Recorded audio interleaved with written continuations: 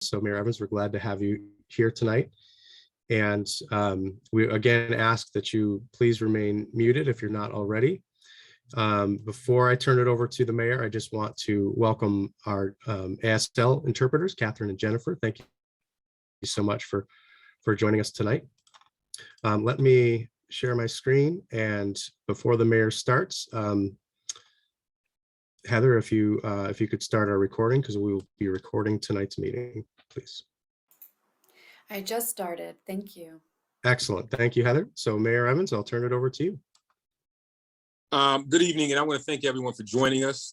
Kevin Kelly, who is our Director of City Planning, and members of our Cannabis Preparation Committee, to talk about the legalization of marijuana in New York State and the city's role in regulating this new industry and maximizing the positive impacts that we're going to see from this from our community. I want to give a special thanks to our co-chairs of the Cannabis Preparation Commission, Truman Tofrey and Ebony Miller. And I want to thank the other members of the commission, Council members Mitch Gruber, Council member Patterson, and also Corporation Counsel Kingsley, Chief of Staff, Tammy Mayberry, and community member Jeff Medford. I know we also have from the library, Jennifer Burns. I always tell people, regardless of your position on the legalization of marijuana, the legal sale and cultivation of marijuana is coming to the city. We want to make sure that we minimize any potential harm it may cause and make sure the people of our community share in the benefits. That's one of the most important things. 3 things Rochester can impact related to cannabis are time, the place, and the manner of business operations in our city. That means topics like the zoning of and hours of operation of retail and consumption locations, and specifics about how those businesses will be able to operate. These are issues we want to hear your opinions on as we go through this process. The people of Rochester are well known for our spirit of innovation and ingenuity. And though many of the decisions are still being made at the state level, we want Rochester to be ready when New York begins assigning licenses. Tonight is the start of the process, and I am so grateful for all of you that are here in attendance. You are in great hands with the team that has been working on this since the end of December, early January. And now I'm going to turn it back over to our planning manager, Kevin Kelly, to tell you more about what's on tonight's agenda and get this session started. I want to thank you all again for being here, and I'm looking forward to hearing your thoughts on this critical topic. So I have to run to another meeting, but you're in good hands with our folks here. This is being recorded, and they will update me on some of the things that we will hear about. But I want to thank you all for being a part of this conversation. Kevin? Great. Thank you so much, Mayor Evans. Thank you for your leadership on this. And thank you for taking time out of your busy schedule to join us tonight. So as he said, my name is Kevin Kelly. I'm the manager of city planning for the city of Rochester. And before we get into an overview of the program tonight and tonight's agenda, I just want to sort of quickly recap kind of what brought us here tonight, just some quick background if you're not familiar with this. So in March of 2021, the Marijuana Regulation and Taxation Act, or MRTA, was passed by New York State, officially legalizing adult use of recreational marijuana, subject to, of course, state and local regulations. So following several other states and cities, New York is choosing to decriminalize recreational marijuana for adults, recognizing the substantial and inequitable harm that criminalization has caused to Black and Brown communities for generations. So the city of Rochester chose last year to opt into participation in this, allowing us to permit cannabis-related uses in the city. And while none of us can completely undo the past, the city does hope to play a key role in repairing and reversing the harm that's caused to our residents while providing greater economic opportunity. It's expected that New York State is going to start issuing cannabis-related business licenses later this year, as early as late this year. And as the mayor said, he's assembled a task force to ensure that the city is fully prepared for this transition, including looking at local regulations like zoning and business permits. What are some opportunities to help interested business owners transition from the informal market to the formal market, and how the city might use the revenue collected from the sale of cannabis products. So this task force is called the Cannabis Business Preparation Committee. So we have 4 folks tonight from that committee that are going to be kind of leading the facilitation of this meeting. Myself, also Linda Kingsley, who is our corporation counsel, also known as the head of our law department. We also have John Brock, special assistant to the mayor, and Heather Anderson, who is the senior city planner. We have several other members that the mayor mentioned, including 2 council members, Councilmember Gruber and Councilmember Patterson, that are part of the CBPC, and our co-chairs, Ebony Miller and Truman Tollfree. But the 4 of us, Linda, John, Heather, and I will be facilitating the meeting tonight. So let me share my screen here to show you what the overall agenda is for tonight. So we've had the mayor's welcome, and I've given you the intro here, and then I'm going to be turning it over shortly to Linda Kingsley, our corporation counsel, to talk about state law and the state's timeline, as well as getting a little bit into sort of the basics of what we have control of here locally. And then I'll take it back from there and talk a little bit more about what the Cannabis Business Preparation Committee is really focused on and what we can influence locally. So after Linda and I are done with that overview, we're going to leave the remainder of the time for question and answer with all of you. So at that point, if you have any, after our presentation, if you have any thoughts or comments, concerns, or opportunities that you want to mention, we ask that you provide them in the chat. If you have any questions that you want answered by our team, we ask that you provide that in the chat, and our team will do our best to answer as many questions as possible. And we will certainly keep a record of everything that's in the chat. All the comments and suggestions submitted will be on record. But because of the size of this group, we just ask that you stay muted throughout the session and submit your comments and thoughts and questions in the chat. Keep in mind that this is the first of several meetings. Future meetings will be a little bit more focused on certain aspects of cannabis related issues. And within that, there'll be a little bit more interactive, a little more personal interaction.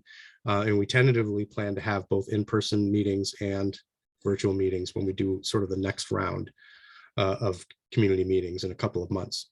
So stay tuned to the website, which Heather will drop into the chat here. We have a page on the city's website that talks about this initiative. And if you ever lose that link, you can always just go to cityrochester.gov and do a search for cannabis. Okay, with that, I'm going to turn it over to Linda to talk a little bit more about state and local implications of this initiative. Thank you, Kevin. Good evening. I just want to talk a little bit about state law, local law, to give you a feel for the situation.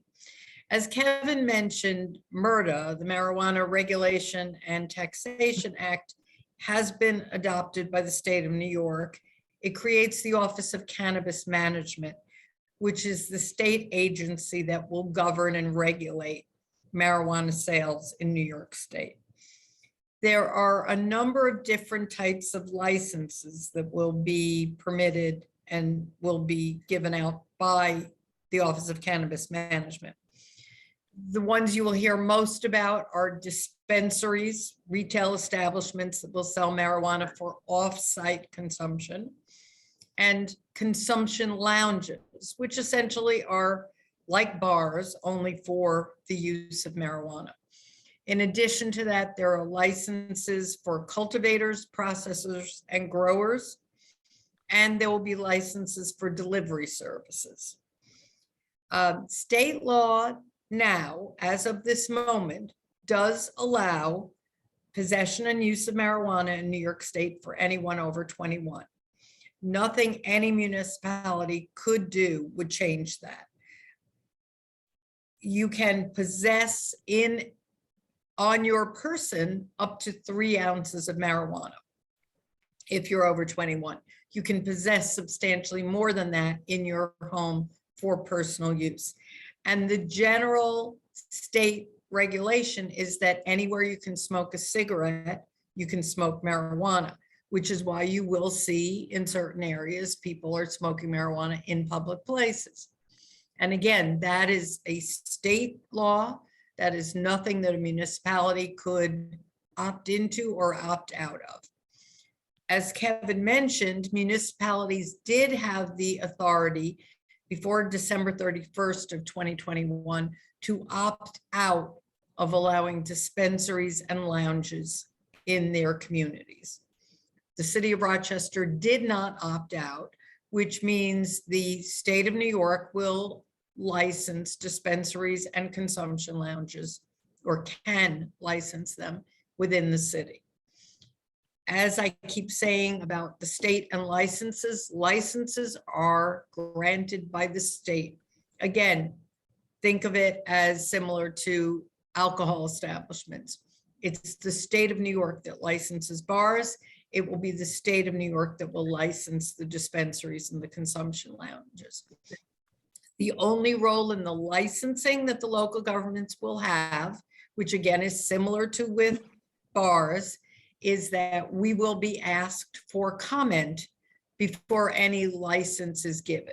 So were someone to apply for a license that we had problems with nuisance points or other criminal conduct related to their operation of a business, for instance, that's something we could comment on. But the state will ultimately make those decisions, not the city of Rochester. We anticipate that the first licenses probably will not be issued until very early in 2023. There are some very early draft regulations out. There are many more draft regulations the state needs to put out, have comment periods for, amend, put out in final form, and then there is an extensive application process. And we are already in mid-April of 22.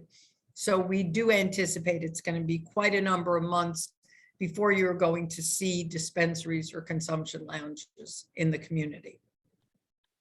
One of the restrictions that the state has put in place themselves is relative to sensitive uses.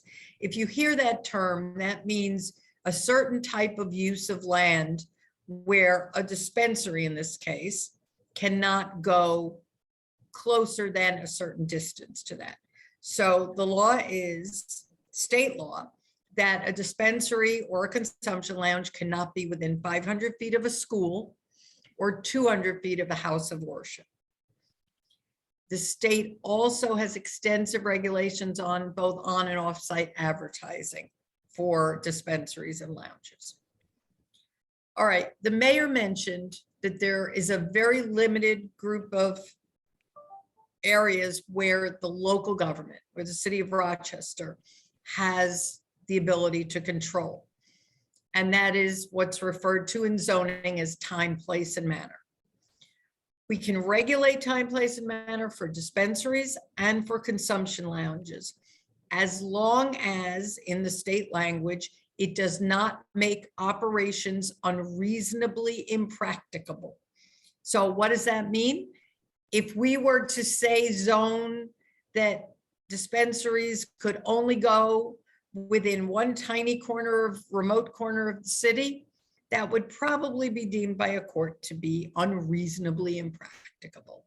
So we have to consider all that as we're making these decisions. Time, place, and manner. What does it mean? Time is obvious. If the state in their regulations doesn't regulate what hours they can be open and take away that power from locals, we would be able to regulate what hours they're open. Place is a matter of zoning. We could add more sensitive uses if we chose to. We could use other zoning tools like overlays to create the areas where they will be. Manner is where we have the most creative control. We can look at things like windows, signage. What's that going to look like? Regulations to control making sure any odors from a consumption lounge don't go out onto the street or to adjoining parcels. There are a number of security issues, parking issues, crowd issues. Those are all things we can look at. We have been talking to other cities across the country in states where it's been legal for a while to get lessons learned. We don't want to learn the hard way about certain things. We want to try to learn now so we can create regulations that make the most sense. One last comment, so it's understood. The city's role in licenses is purely, as I said, in the comment period. The city cannot, as a government, advocate for individual licensees when they bring their licenses to the state. That would not be appropriate. So that is not what we will be doing. Again, time, place, and manner, that's where our focus will be. Kevin? Thank you so much, Linda. Hopefully that gives you all a good sense of what we can control here locally and what we can't, and the difference between the state's role and the city's role. And in light of that, I just want to talk a little bit more about what the Cannabis Business Preparation Committee is tasked with to investigate in terms of what we can control locally, and then we'll wrap things up and get into the question and answer. So again, the Cannabis Business Preparation Committee, the task force that the mayor established, we have a mission statement that I'll read to you, and that is that consistent with the vision and guiding principles of the Rochester 2034 Comprehensive Plan, develop recommendations for local policies and programs that consider all aspects of the future cannabis economy in Rochester, including business development, community education, zoning and regulations, enforcement, and revenue. So zoning and regulations is one of the key issues that we're looking into, and Linda got into that in depth. So, again, how are we going to define these different uses, like a cultivator, a processor, a distributor, dispensary? How are we going to define those uses, where they're going to be allowed? We're going to be looking at buffers from sensitive uses, as she described. And then on the business development and education side of things, sort of getting beyond just sort of local regulations. For those that are interested in transitioning from the formal market, from the informal market to the formal market, how can the city, the state, and other entities assist with that transition? And all the challenges that come with trying to start a new business. It's very expensive and challenging. So we want to meet with folks and assist them to look for ways to develop those businesses. We've been meeting with some legacy stakeholders to explore those possibilities. I'll also call attention to a link that Jennifer Burns placed in the chat. Jennifer's with the Rochester Public Library and part of the Cannabis Business Preparation Committee. She put a link in the chat about some of the efforts that the library is doing to assist folks that are interested in starting a business. So that's another aspect of the work that we're doing as a committee. And then we're also doing a lot of research. Different folks on our committee are looking into what other cities and states have done that have come before us, because there's a lot to learn. Lessons learned, what's going well, what's not going well. We're having direct conversations with folks in cities in California and Massachusetts and Colorado, and just doing a lot of online research as well. Fortunate that others have gone before us, and we want to take advantage of that.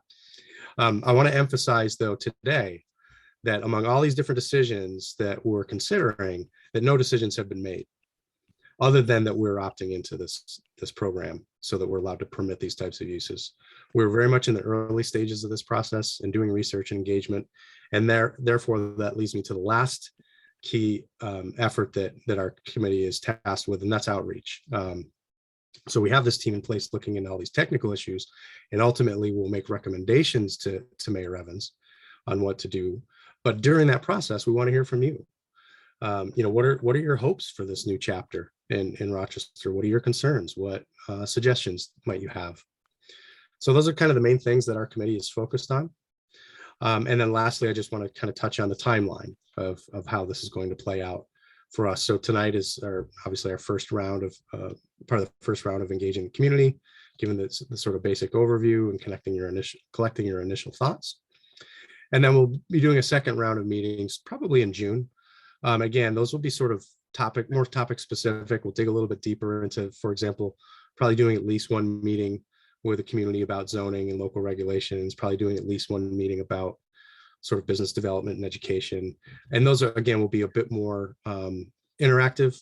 We're hoping to have some of those be in person, and we'll also provide a virtual option.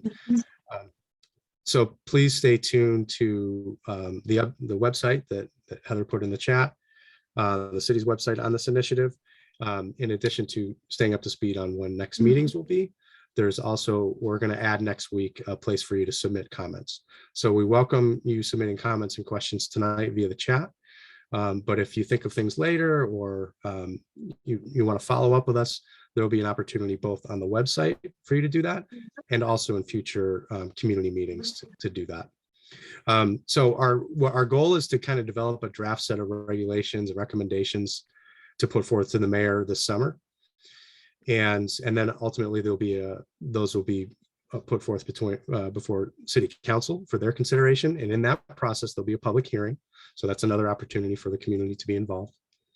And then our ultimate goal is to have appropriate regulations in place by Labor Day to make sure that we get things in place before the state starts issuing licenses. That's the sort of the timeline of our process here. And now we're going to transition into some question and answer, and Heather can talk you through that, and I will put up the screen again here, the sort of instructions about that. Heather? Thank you, Kevin. So as Kevin said, at this time, we're moving into Q&A. Please enter your questions into the chat box. When you do so, make sure you address it to everyone in the room so that everyone can see your question. It's going to make for a better conversation and a more educational experience for everyone.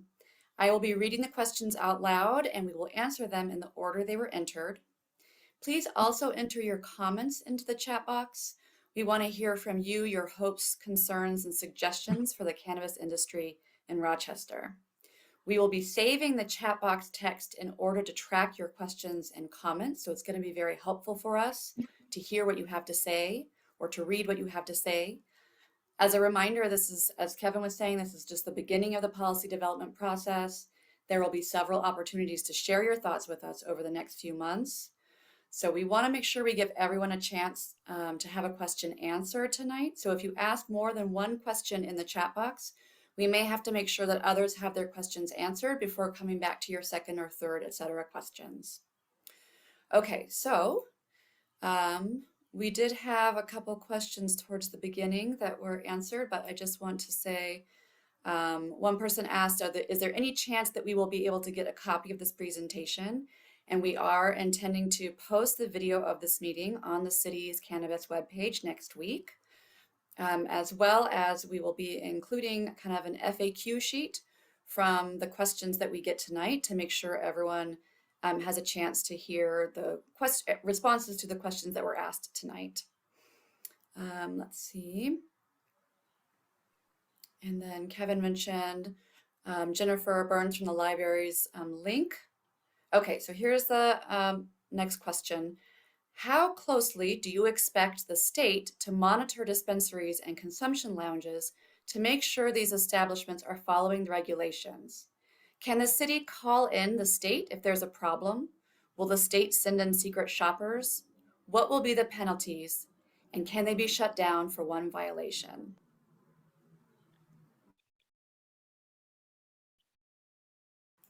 Heather, Linda, are you designating? I didn't know if you were going to Oh, designate. sorry, who- I will. Yeah, I think Linda, Okay. I think that's the best question. Sure. There's a lot of pieces to that, but I'll try to get the whole thing. Again, I think we should equate it to a certain extent to bars. Just like the State Liquor Authority has inspectors that come in, I anticipate, and again, they are still, the Office of Cannabis Management is still getting up and running.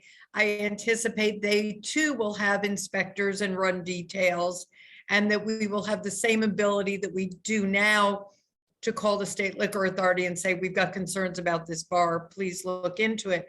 But importantly, there is also language in the statute that requires any licensee to allow the police, the local police, in to inspect at any time and to cooperate with local police agencies.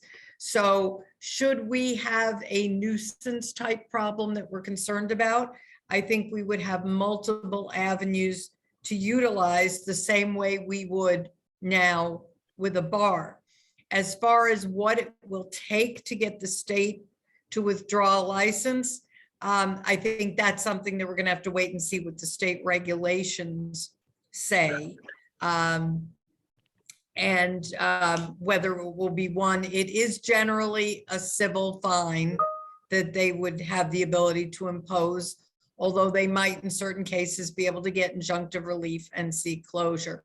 So I think we still have to see exactly how the state's going to function, but I think there are going to be many avenues to ensure that businesses operate within the confines of the law. Thank you, Linda. You're Okay, welcome. next question. How will residential neighborhoods be protected in the placing of dispensaries and lounges? And I think Kevin and Linda, either one or both of you may have something to say about that. Sure, yeah, and that's one of the primary things that we're going to be looking at when we look at the potential zoning regulations for these different uses and making decisions about what districts they would be appropriate for and which districts they would not be appropriate for. We haven't made any of those decisions, but for sure we are very mindful and want to be very careful about the protection of residential neighborhoods. And I say protection loosely, much like we would take that into consideration for any commercial use, whether it be a bar, or restaurant, or any kind of gathering space. Those things are positive things for our community, but they can have some impacts on residential areas. So we want to be very mindful of those things as we look into those local regulations.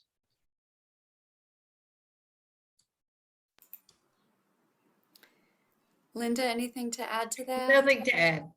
Okay, excellent. Okay, so the next question is, will the state be driving the business development and reparation action, or is that going to be left to local government? So I think there's two parts to that question. It's about business development, business support, and kind of the equity focus, and whether whether the state has a role in either of those. Linda, do you want to start on that one? I'll start on that. I don't know if others will wish to chime in. The state really has the lead on both of those issues. They will be issuing a certain number of social equity licenses. They're aiming for their early licenses to be those who can show that they were most heavily impacted by the war on drugs, as it's referred to in the members, particularly of the Black and brown communities that have been impacted by prior actions dealing with marijuana. So the state will be playing the major role in determining and ensuring that the licenses go to equity applicants. And as far as business development, we will be doing some business development on the local level, but that is also a component of what the state's doing. Yeah, so that's on the license side of things for sure. And Linda mentioned, there's some opportunities for us on the business development side locally. But in terms of, reparation action, one aspect of that, it's not the full picture, but one aspect of that is the revenue that's generated from taxes on cannabis related products. And so I believe, and Linda or others correct me if I'm wrong, the state will have some influence or some programs in place for the state level revenue that's generated from that. But then at the local level, we will have some influence in the city of Rochester about how some of that revenue is spent. And once again, like with zoning and other things, none of those decisions have been made. Those are just considerations that our task force is going to be looking into and engaging with the mayor and engaging with the community about. So if folks have ideas, if they have hopes and suggestions around how that revenue could be spent, again, we're in the very early stages, but we certainly would welcome those kinds of thoughts at this point. I want to add on to that I think the state has really learned some lessons from other states, in that if you want to have an effective equity focus with cannabis industry, you need to do it early on and from the beginning. So in addition to what Linda mentioned, the prioritizing of dispensary licenses for equity applicants, as part of the budget, there is a $200 million fund to help those folks who get the first equity applicant, the dispensary licenses, find locations for their businesses, as well as potentially other business support. And they have proposed at the state level to have 40% of the tax revenue from cannabis go to what's being called the Community Reinvestment Fund, which would go to reinvest in communities disproportionately impacted by the war on drugs. Okay, so the next question, and I think I can answer this one, but it says, how did you advertise this meeting? Will you change your outreach efforts in the future to attract more community members? So we did send out notice to folks that are on our email list through our neighborhood service centers. And we're open to any recommendations of how to communicate with folks. We also have the city's cannabis webpage that hopefully once we distribute that, then everyone who's interested can keep an eye on that. When we add more information to that, we will be adding the option to be added to an email contact list. So keep checking that webpage. We're always open to more suggestions for how to connect with folks, because community outreach is really difficult, and we want to be able to hear from as many people who want to talk about it. Kevin or Linda, do you have anything to add to that? I'll just add that even though right now it shows that there's 46 folks participating, that we received in the neighborhood of 100 registrations for this event. So we were expecting quite a bit more. So there's quite a few more folks that did see and register for this event than that number would imply. So it's actually pretty decent response rate. But as Heather said, we're always looking to do more and welcome suggestions around that. Okay, so the next question is, do you have an idea of what zoning will apply to dispensaries and consumption lounges?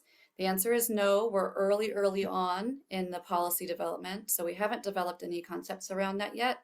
But the next round of outreach, we will be there will be a set of a meeting or meetings that we were talking about zoning and regulations. So please keep monitoring the website. The city's website will post those meeting times and dates when they get set. Next question, do you foresee banks denying business loan applications that pertain to the cannabis industry? Linda, do you want to answer that? I think it remains to be seen completely, but I believe there is an expectation that funding is one of the hardest parts of this, because as most of you probably know, marijuana is still a Schedule I controlled substance under federal law, and therefore banks are concerned about being accused by the federal government of engaging in felony activities, and generally have been unwilling. There have even been challenges in most states for these businesses to even find banks that will accept their money for deposit. So I know a number of folks are looking at what other means could be available to get some financial support for these businesses. I know the state is looking at what they can do as a state government, but banks may well in fact be a challenge. Thank you, Linda. And on a related note, the next question is, will there be grants available, and will those be available before applications are out or after? And I think, we'll ask if Linda or Kevin have anything to respond to that. I will just reference what I said a minute ago about the state's $200 million fund, which they're looking to connect folks that are awarded the first round of dispensary licenses, who will all be equity applicants. So that's one possible source of support. Kevin or Linda, anything to add to that? I think we're going to have to see what happens. Obviously, federal sources of funding are not going to be available, and any money that goes to state and local government that comes from the federal government will not be available. But I do expect that people are going to come up with some creative ways to do some funding.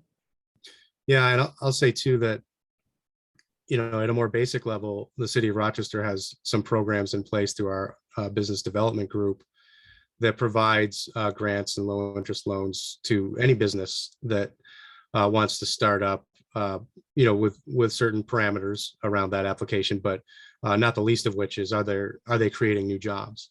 So if any of these cannabis related uses are creating X number or more jobs, then there is the possibility that they would be eligible for some grants or loans through our business development group. So that's sort of like at a base level for any kind of business. Whether or not we sort of expand on that and dedicate additional funds to cannabis related uses is to be determined. And I'll also say that that's sort of fluid. We may not have the funds right away to do additional type grants like that, but it's possible that in future years that revenue generated from these taxes could be dedicated to that. That's just not something we've determined yet, but that is a possibility. I could just add to what Kevin said. A lot of the city's business development grant programs are ultimately federally funded. So we still have some work to do to figure out, how the interaction with federal law would work on those. Yeah, that could get in the way for sure. So we'll have to get creative with that. Okay, thank you. The next question is, will there be square footage requirements for retail dispensaries? Will this be decided by the state or local government? Linda, do you want to take that? I think if there are square footage requirements, they will come from the state in the form of regulations. One state regulation that's out there already is that the retail establishments need to be storefront, need to be ground floor level and street accessible. I think the reasoning being for people to be able to observe what goes on at these locations. But as far as square footage, at this point, I haven't seen any regulations coming out in that regard, but it is possible the state could do that. The next question is, where can I apply for licenses? And I'm going to take a first stab at this, and Linda and Kevin, you can add on to it. But it's the state licensing authority you want to look at the Office of Cannabis Management, and then there's also the Cannabis Control Board. But they're limited right now in what they're actually issuing, right? The application window right now that's open is for that first round of cannabis dispensaries for equity applicants only. There was a cultivation license application window that closed, and they were already awarded. Do you have anything to add on to that, Linda? No. Okay. In a moment, I'll go ahead and drop the link to both the Office of Cannabis Management and the Cannabis Control Board in the chat, so folks can get connected with that and monitor those sites as well. The next question is, I have heard that a license for cultivation is approximately $50,000 at application. Is this true? If so, will there be assistance and help to pay application fees? So I think we've talked about support for potential business owners, but can we talk about the cost of licensing? I don't have the exact figures on the licenses, but in general, the cultivation licenses are the ones that are more expensive, because those are the larger businesses with the long-term larger profits. But that is something, those again are purely state determinations, which we'll have no control over.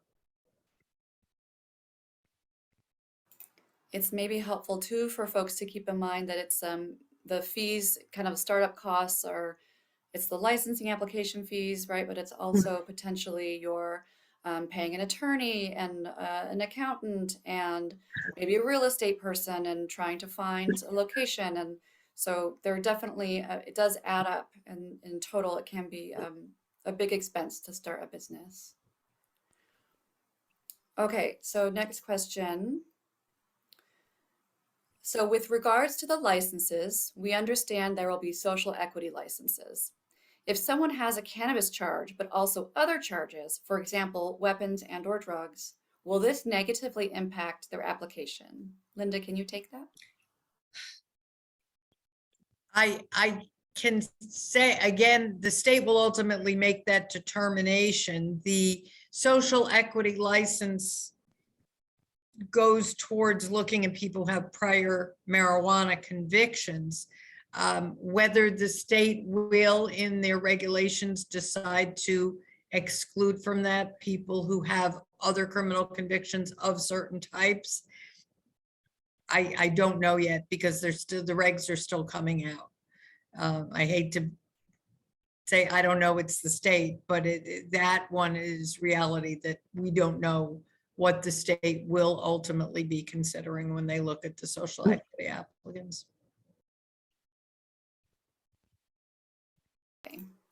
Okay, thank you, Linda.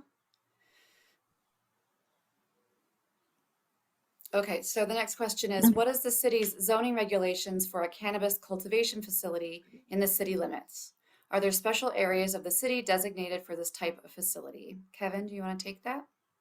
There aren't any currently, and that's one of the things that our group is going to be looking into is those types of decisions and where they should be, where they would be appropriate, where not appropriate. And again, any questions or thoughts related to zoning and where different uses are allowed, we're looking into that, but we welcome folks' thoughts about that. Your ideas about where it should be allowed or not allowed. There's another question about related, if you decide to allow consumption sites and where you allow them, will you share your reasoning and allow for counter concerns in a forum before going through with that? And again, this is just the beginning of the process. We're going to have another round of outreach where we're talking about the topics more specifically and in a more interactive manner, as well as then there'll be a public hearing process with City Council. So lots of opportunities for feedback. And please keep monitoring the city's cannabis webpage because we'll have ways to submit comments there as well. Yes, just to emphasize what you just said, Heather, these are not policies that we'll just all decide and they become. These will have to be adopted into law. And when zoning changes occur, there's a requirement of public hearings. So people will have plenty of opportunity to speak out about proposals before they become law. Thank you. Yeah, and like pretty much any decision related to zoning regulations and the zoning districts and that sort of thing, we're always just trying to strike a balance, right? A balance between creating equitable opportunities and mitigating potential impacts. So anytime you have those sort of competing forces, there's no easy answers to any of these. So we're going to take a diligent look at them and in that process, welcome thoughts from folks about that as we try to strike that balance. Thank you. So I just, as I mentioned, I just put the links to the Office of Cannabis Management and the Cannabis Control Board in the chat. And now I lost my place in the question. So give me just a moment while I thread my way back to where we left off. You're doing Okay. great, Heather. Thanks. We have a lot of good questions. I'm excited. For sure. Yeah, this is great. Okay, so the next question is, who would be the suppliers for consumption lounges? Are those businesses operating at this time? And Linda and Kevin may have something to add to this, but the state really is trying to do this the right way and make sure that there's product available for dispensaries and on-site consumption as those licenses are going to happen. So the way they're doing that is the round of cultivation licenses really prioritize current hemp farmers. And then there's also a lot of support around people that are involved in cultivation of medical marijuana, transitioning to also adult use marijuana, so that we can have the product for those dispensaries and on-site consumption sites when they open, and hopefully that supports successful businesses. Anything to add to that? You know, just consumption lounges will have to buy their product through the state system and through the licensed growers and distributors. They can't obtain marijuana in any other way. So they're not able to obtain it from other states. Is that right? No, they cannot obtain it from other states, and certainly they cannot obtain it from the informal market. Right. Okay. This is a good question. I'm not sure. Has the state decided the tax rate yet for cannabis? Linda, do you? Yeah, yes, as it stands right now, there is a wholesale, excuse me, excise tax of 9% to the state, and then another 4% at the local level. So that would be a total of 13, which is actually considerably lower than a lot of other states. I saw a comment in the chat about how high the taxes are in Massachusetts, and that discourages people from using the legal market. The taxes here are much lower by comparison. 25 of the 4% that's local, 25% goes to the county. And then in the case of Rochester, the other 75% would go to the city of Rochester. Thank you, Linda. John, thank you for pointing out that I missed a question. So I'm going to skip back. Thank you, John. The question is, Welcome. let's see, did I get to the other one? Yes, okay. So consumption lounges are few and far between in other states. Edible and other consumption effects can vary based on many factors, creating a huge liability with driving. If you decide to allow them, will you, oh, sorry, John, I did get to that. I just, the last part of the question was what I brought up. But it's Right. good to talk about to identify the first part of the question. Sorry, I did get to this. Okay. I can say that the state, I know the state is very focused on the driving piece of enforcement. They have been training police officers to identify impaired driving. If you go to the OCM website, they should have more information about that. Great. Okay. Let's see. Oh, someone, one of our attendees answered someone else's question. That's very nice. Thank you, Sebastian. Okay, so a question, are these conversations being recorded? Yes, the meeting's being recorded and it will be posted on the city's website next week. What has the city projected to be the revenue from cannabis? In Massachusetts, I believe the tax is 50%. That may discourage some people from buying through the state. What will the city do to make sure the black market is not a blight on the city? Linda, do you want to talk about that? You touched on that a little bit with one of the last questions, but. I think it's simply a matter of there will need to be policing. There will need to be, the same as we do nuisance enforcement with other activities. We'll have to make sure that these things are operating properly and legally. And if they're not, that's addressed through the same processes we address things through now. Yeah, and it's I guess just generally I'll say that it's really difficult to predict how this is going to play out, whether it be about the projected revenue or the black market versus the legalized market, that sort of thing. I think this really is going to come down to diligence and patience as we all navigate this together. This is a brand new chapter for New York State, a brand new chapter for the city of Rochester. We're doing our best to try and anticipate and project, but there's a little bit of a crystal ball work there. But it's going to take, I think it's going to be years before this really settles out into sort of something that's steady and stable and predictable, if it even gets to that. And in the meantime, we'll do our best to try and anticipate. So again, I think it comes down to diligence and patience as this new chapter plays out. And I think our hope is from seeing other states that it will just become another part of our retail community, that the dispensaries will become another retail establishment like liquor stores are and like other types of retail are, and that the consumption lounges, if we have any, keep in mind, they're just allowed. They're not, nobody says that anybody's going to necessarily going to want to open a consumption lounge in Rochester. As someone noted in the comments, they are few and far between in other states. But they, if they are opened, hopefully they will operate the same manner as a good neighbor bar operates. And it will just become part of the newer life.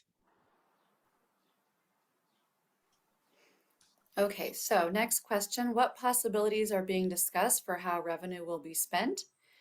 I think we're talking tax revenue at the state level. The state has a preliminary plan that you can find online. If I can find the link for that, I'll drop it into the chat box.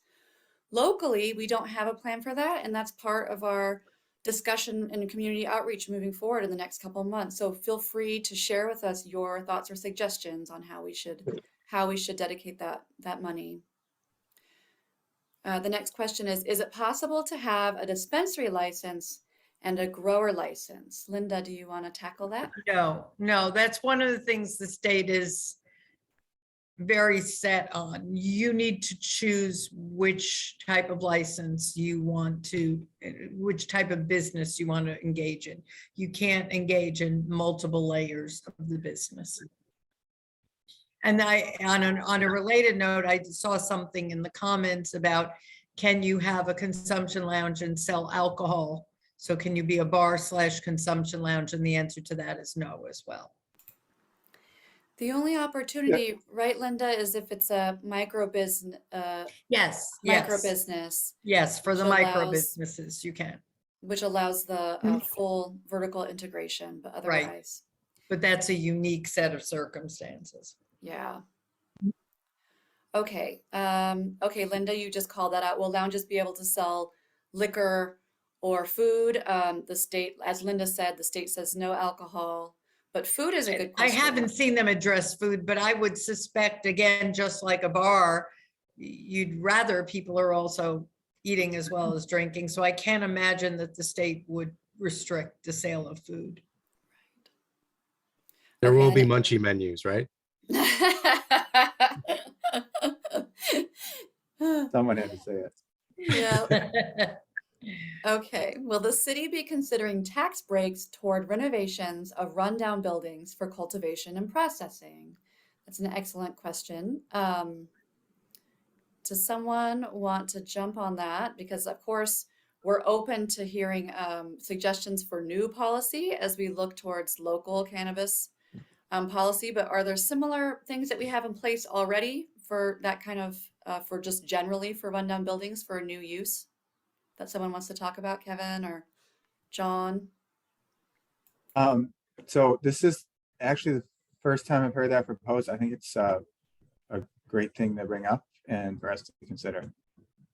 Because unlike, some of the grant opportunities, most of or many of the credits at least would be strictly related to local property taxes. So that may be one area in which we could provide business supports without running afoul of some of the federal restrictions. Yeah, definitely something we can look into. There are some things in place now for renovation of buildings. And we could see if that, how that would apply in these circumstances. Okay, great. Okay. So this is a great question. Municipal solid waste is primarily handled at the local level. Is Rochester thinking about how they will handle new categories of waste from the cannabis industry, such as vape pens and small lithium-ion batteries? Yeah, great question. It's a great question. We'll have to talk to our colleagues in environmental services and probably with the county as well to see if that's on their radar and what would need to be done about that. Okay, great. So will the current medical marijuana dispensaries also be able to get recreational licenses? Linda, do you want to address that? I believe, I don't want to say for certain, but I believe the state can allow them to be licensed for both at the same time if they choose to. Certainly other states have done that. And they'll have a medical section and a recreational where the taxes are different and the prices, quite frankly, are different. But I have to say, I'm going to have to double check that. I believe there are specific regs on that already, and the answer is yes, but with a limitation of a fairly low number of recreational retail locations.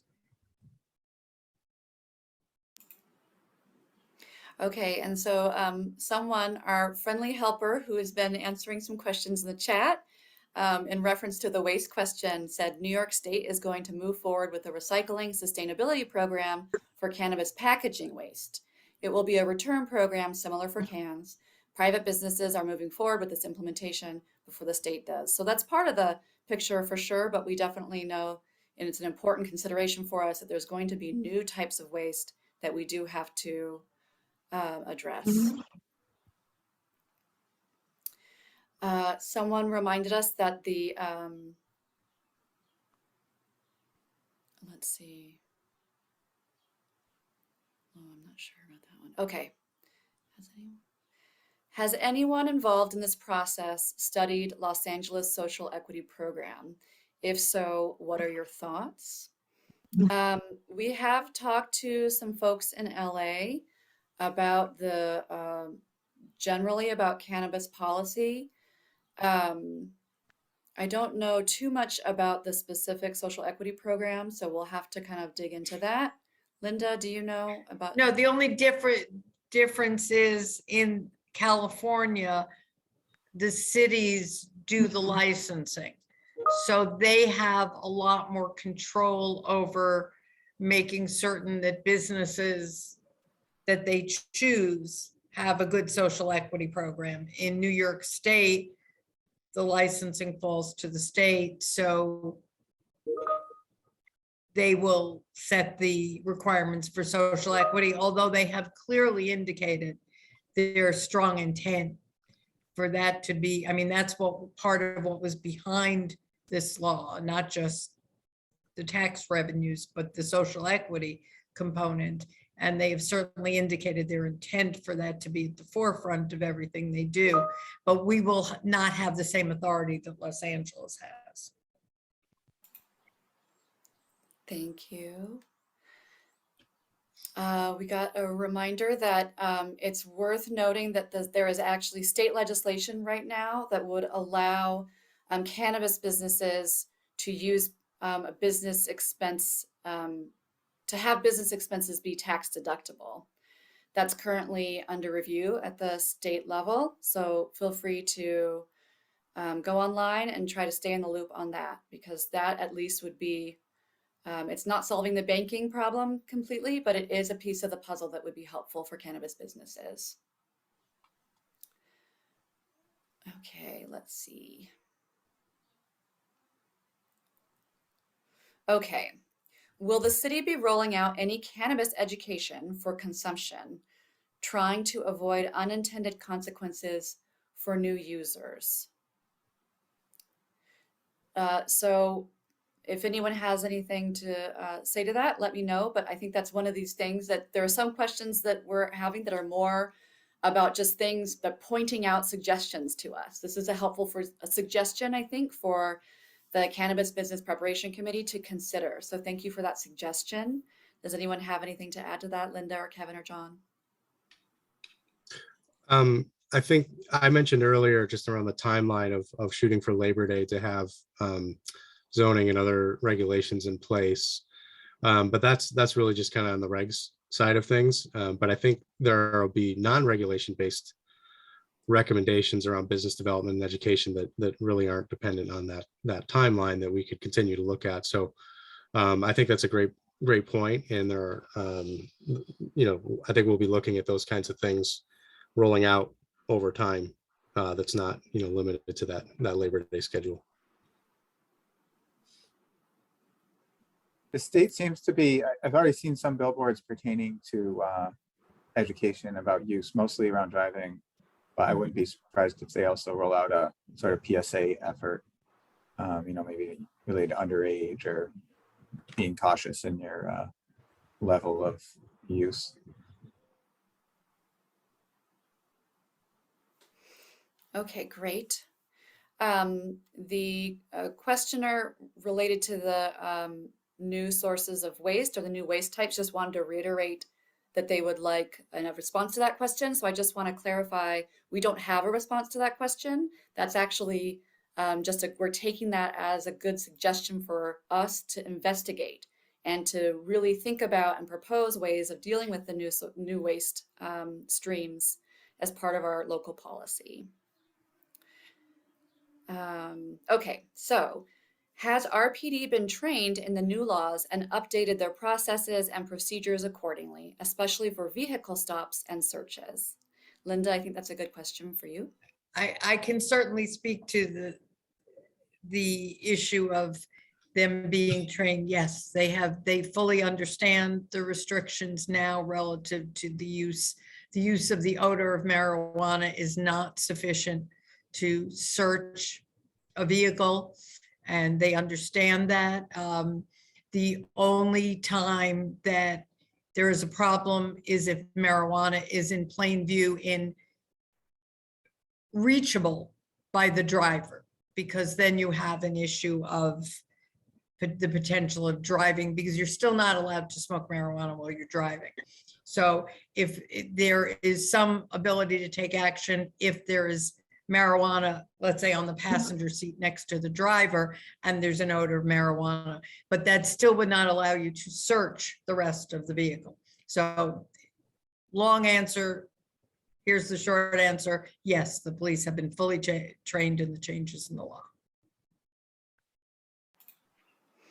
Okay, and someone wanted to make sure that we clarified that micro businesses, although they're vertically integrated, they still cannot sell alcohol. So I think that's just a good call Yes. out, just to reiterate, no alcohol sold where there's cannabis being sold. Okay, so to Linda's and Kevin's point about patients and learning how to navigate this, and that they will be another retail establishment. Some neighborhoods have problems with corner stores. How will the city make sure dispensaries and lounges cite these so we're not creating more problems for a neighborhood? And this is just an opportunity for us to hear those concerns from you.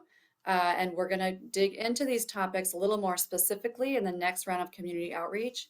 There are strategies that other cities use to try to prevent overconcentration or kind of clustering of dispensaries that we can consider for local policy. And please stay in the loop so that we can engage you more specifically on that topic in the next round of outreach. But thank you for communicating your concern. Okay, so another related question. I'm quite sure that no licensee can also engage in tobacco retail. Linda, does the state law include a prohibition on selling tobacco at dispensaries? I don't recall seeing that. I don't recall seeing that. There's issues about gambling, and there's a few others. I just actually sat down and reread the law yesterday and today, and I don't recall seeing anything about tobacco. Oh, I think what they're thinking of is in the consumption lounges, I believe you're allowed to smoke marijuana, you're not allowed to smoke cigarettes. That is my recollection of the reference to tobacco in the law. Okay, thank you.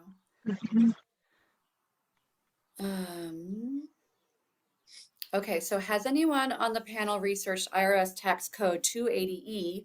This tax code eliminates all standard deductions, making it very difficult to be profitable. Would there be consideration to defer or reduce local retail taxes until cannabis is federally legalized? So I think this falls into another of this is more of a comment and consideration for us to carry forward as we consider local policy than a question, unless Linda or Kevin or John have anything to kind of respond to that. I would just say it does sound, all income has to be declared on federal taxes, whether legal or illegal, under federal law. So that is an interesting question. I would imagine something we can look to other jurisdictions that have legalized and already been operating on that. Ultimately, it's kind of between the business owners and the federal government, but it's certainly something we should inform ourselves about. Yeah.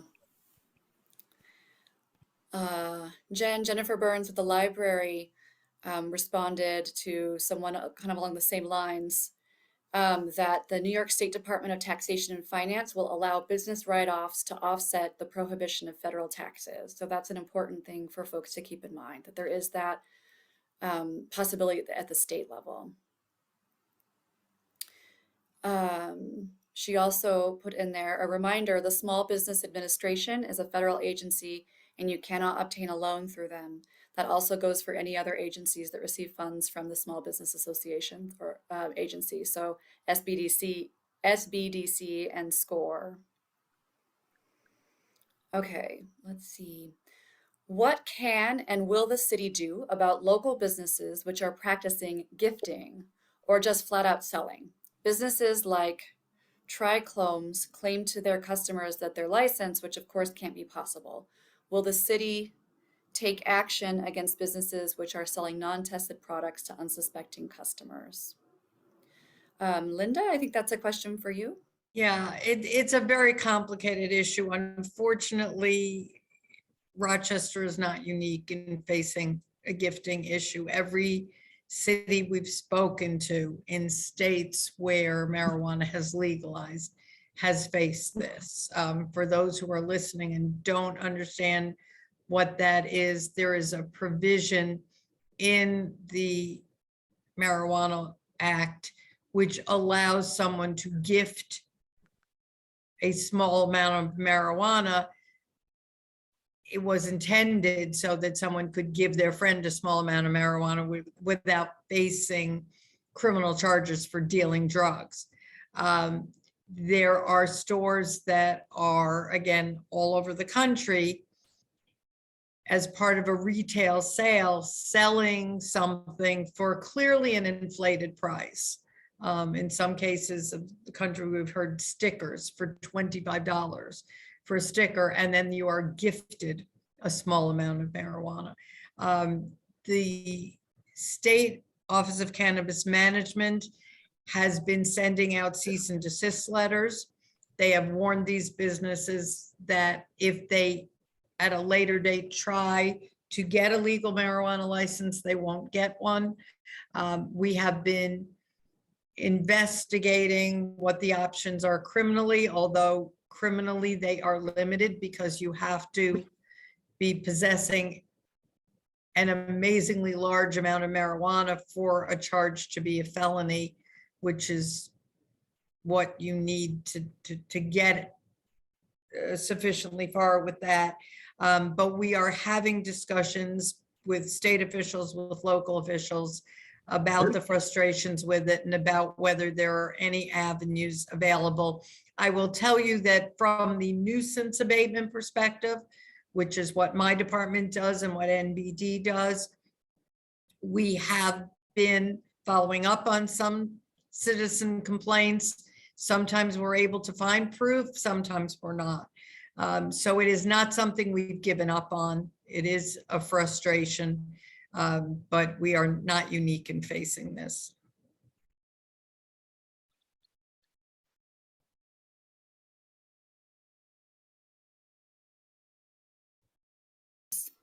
I'm muted, sorry. Let's see. So we're getting near the end of questions. There's just a couple more, which is good. This is good timing. The question, can dispensaries also sell CBD products? I believe that's, I think that is the case. Linda, do you know? I don't think I there's anything. honestly am not certain. I don't think there's anything in state law about that. It's something we should look into. I mean, you don't need a specific license now, I believe, to sell the CBD product. So unless something specifically prohibited, they probably can. The question is whether it's going to make economic sense for them on top of everything else. Right. Yeah. Okay. There is another question or two, but I want to take a moment. Truman, are you still with us? Because you had put in, I think you had a clarification about the cultivation licensing round, and if you could share that with the group, it would be great. I am here. Can you hear me? Yes, thank you. Sure. So I think there was a question about what is going to be done about, pardon the pun, seeding the initial licenses with products.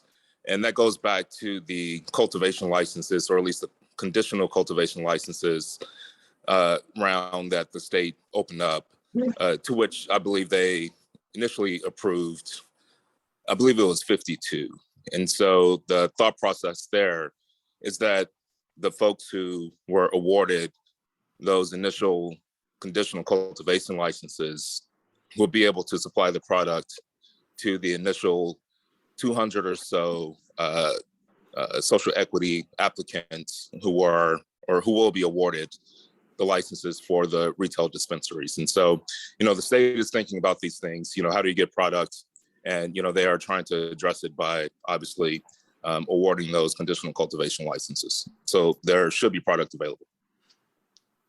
Thank you, Truman. And again, Truman Sure. is one of the co-chairs of our Cannabis Business Preparation Committee.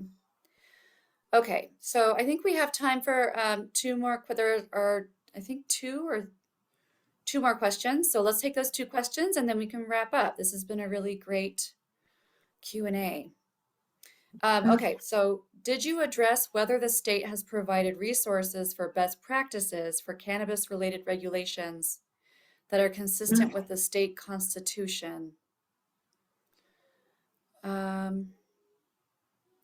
Linda, do you understand that question? And maybe I'm want to take a not stab sure at I it? understand what they mean. I think they're maybe asking if the state has given a sort of model regulations for municipalities.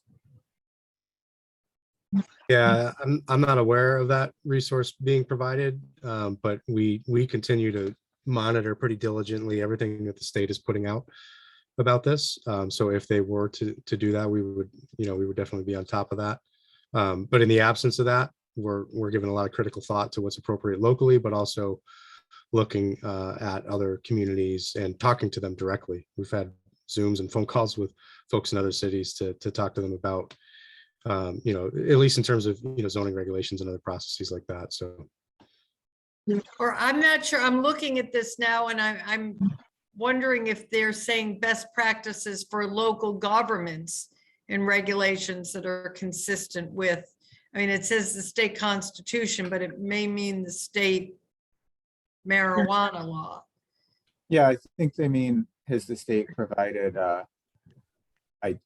best practice model regulation suggestions? Yeah, one thing I can say is the Office of Cannabis Management has been in regular contact with us, and I assume equally so with other municipalities around the state to provide us the support and the information that we need.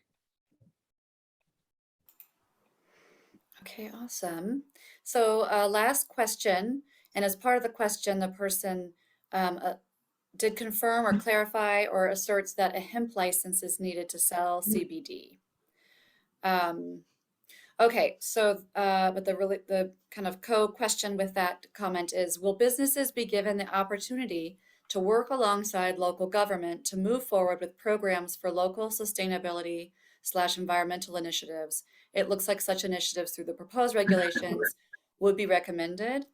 And I think I'll take a stab at this. I think this is something that we can consider for local policy, and something that we have seen in other cities is that some other cities do include some environmental initiatives in their policy. These uses can be very energy or water consumptive, or sometimes use solvent-based processing. And so these are all things that we can consider and are happy to hear more from you all about for suggestions. Do you guys have anything to add to that? No. Okay, this has been great. I'm going to turn it back over to Kevin now to wrap up the meeting. Great. Thank you, Heather. And great job monitoring that chat room and facilitating all that. Really appreciate that. So I just want to say thank you to everybody here for your participation. I'm just really, really impressed and encouraged by the types of questions and thoughts and ideas and concerns that are being expressed here. I think we've clearly have a really engaged community about this issue, and I think we all share the same goal, working together to figure out the best way to do this. And we might not get it perfect right out of the gate. We're going to do our best to do it. to get it perfect, but this is something again that's going to, be refined over time. We're going to see how this launches and monitor it closely and see if we need to refine things over time. But for now, we're just really encouraged to get feedback from the community about how to do it out of the gate and think about all the different angles, all the different aspects of this and the careful mitigation of impacts and encouraging economic opportunity, all these different layers. So we commit to you all that's our purview, that's our focus, and we want to work with you all on doing that. So as we mentioned before, please stay tuned to the city's webpage. You can find it in the chat, or again, just go to cityofrochester.gov and search for cannabis. Next week, we will add a feature on there which allows folks to submit additional comments or questions, and we will also post a video of this meeting here tonight. So stay tuned to that website. And then it's likely going to be around June, I think, that we're going to do a second round of meetings on this issue. And as I mentioned before, we'll just dig a little bit deeper into maybe a meeting's focused on zoning and regulations, and maybe a different meeting is focused on business development and education, that sort of thing. And we'll do our best to advertise those meetings, and you all can help us get the word out on those. And some will be in person, some will be virtual.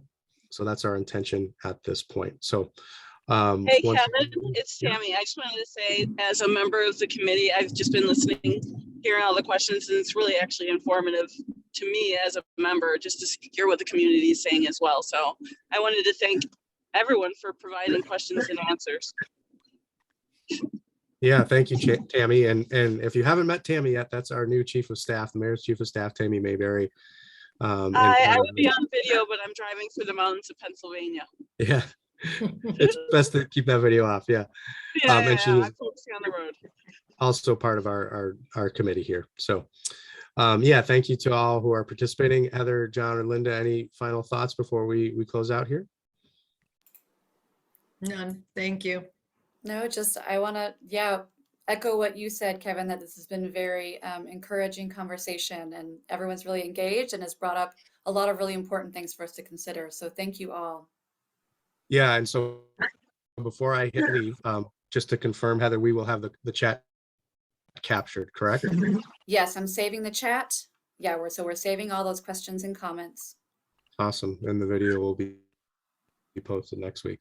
All right, wonderful. I wish you all a good evening and hopefully a long weekend if you happen to have tomorrow off, and a happy Easter to all. All right, have a great weekend. Good evening. Bye. Bye. Thanks. Bye.